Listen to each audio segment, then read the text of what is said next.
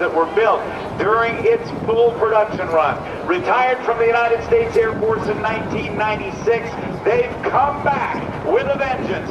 Ladies and gentlemen, from Tyndall Air Force Base in Florida, the 82nd Aerial Target Squadron, the F-4 Phantom II.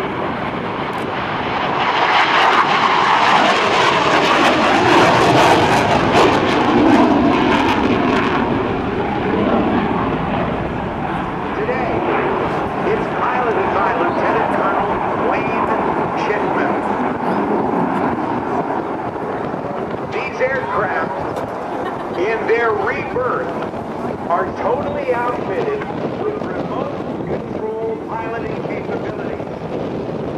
They are being reborn to live out their service life at the pointy end of a surface-to-air or air-to-air missile. These, ladies and gentlemen, being flown by Lieutenant Colonel Wayne Chitmon now, actually are target drones and will be shot.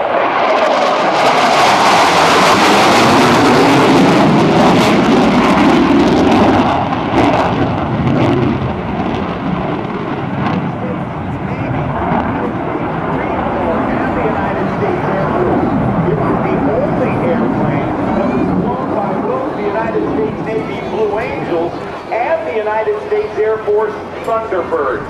It is a remarkable airplane that could get up to 2.5 times the speed of sound.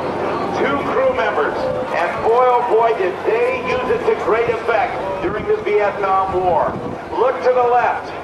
Down at Tyndall Air Force Base in Florida and out at Holloman Air Force Base, these F-4Es that are outfitted for remote piloting capability are flown regularly and will become targets of missiles.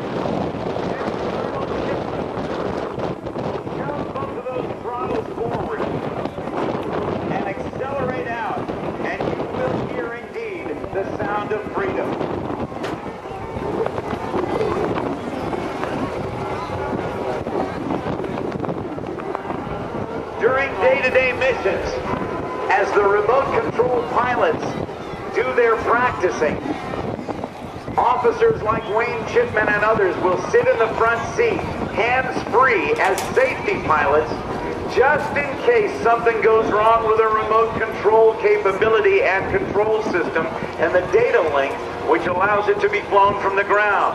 They will then take over the controls. But ladies and gentlemen, one of over 5,200 Phantoms built, the QF-4E, it's Phantom.